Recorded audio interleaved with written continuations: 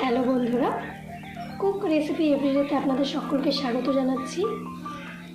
আজকে আবার একটি রেসিপি নিয়ে হাজির হয়েছি। আজকে বানাবো কাঁঠাল চিংড়ি। এখানে যে সকল উপাদানগুলি নিয়েছি তাতে রয়েছে সেদ্ধ আলু, ছোট আলু দেব, রয়েছে পেঁয়াজ, লঙ্কা, আদা, গোটা জিরে 2 চামচ পেস্ট করে রেখেছি।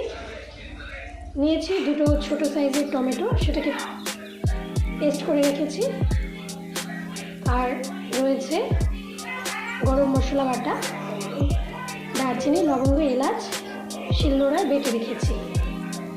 ফোড়ন হিসেবে গোটা জিরে, তেজপাতা আর কুচনো পেঁয়াজ এখানে রাখা আছে। চলুন এবার রান্না করা যাক। কড়াইটা গরম হয়ে এসেছে, এখন আমি পরিমাণ মতন তেল দিয়ে দিচ্ছি।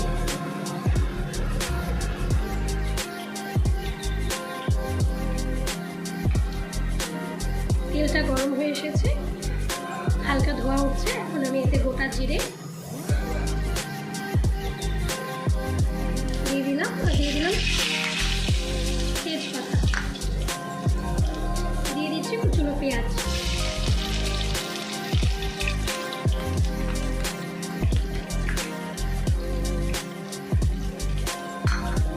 এটাকে নেড়েচেড়ে একটু হালকা ভেজে নেব। এই তেলেই দিয়ে দিচ্ছি পরিমাণ মতন হলুদ,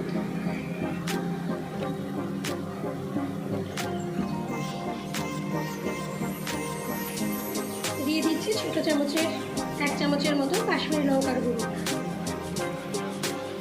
কাশ্মীরি লঙ্কার গুঁড়োটা সুন্দর কালার আনবে।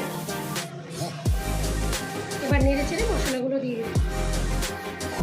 দিয়ে দিচ্ছি আদা, পেঁয়াজ, লঙ্কা, জিরার পেস্ট, কষিয়ে নেব।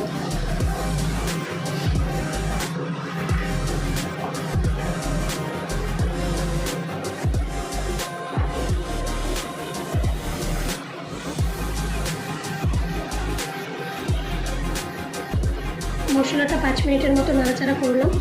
এখন এর মধ্যে দিয়ে দেব টমেটো পিউরি।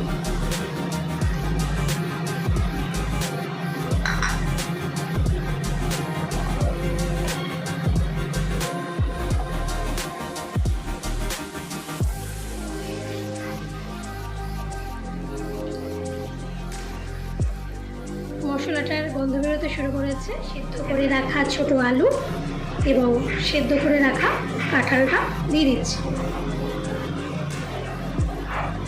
আলুগুলো দিয়ে দিলাম।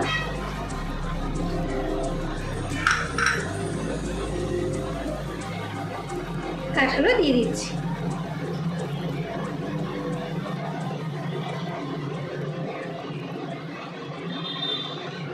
এবার ভালোভাবে এটাকে নেড়ে দেবো। দিয়ে দিচ্ছি পরিমাণ মতো নুন, নেড়ে দিচ্ছি। নেড়ে চেড়ে আমি মিশিয়ে নিচ্ছি। কম আছে কাঁঠালটিকে এভাবে 10-15 মিনিট ধরে নেড়ে চেড়ে কষিয়ে নেব। এটাকে আমি ঢেকে দিচ্ছি না, আলু কাঁঠালটি যেহেতু সেদ্ধ করা আছে, ঢেকে দিলে আরও গলে যাবে। বন্ধুরা, এবার আঁচ বাড়িয়ে বারে বারে কাঁঠালটিকে নাড়তে থাকবো। 2-3 মিনিট এভাবে কাঁঠালটাকে নেড়ে চেড়ে এরপর জল দিয়ে দেবো।